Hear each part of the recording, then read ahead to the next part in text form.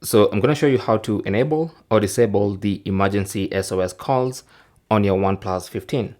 So if you go into settings and then under settings, go to safety and emergency, tap on that, you will see the emergency SOS option and you need to turn it on if you want to be able to use emergency SOS during an emergency. Now, if you don't want to use it, you don't have to, but now that you've enabled it, whenever you feel like you might want to use emergency SOS service, just triple press on the power button and then you can long press on this, and as soon as the 3-second timer is done, it's gonna make that emergency SOS call. So let's try. There you go. So it's gonna call the emergency phone number.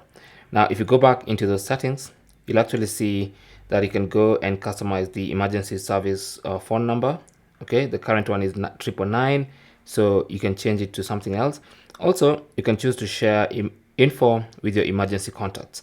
So of course, if you go back one step, you will see you have emergency contacts. You can add your contacts here so that whenever you're in an emergency and you triple press on this button, your emergency contacts are notified.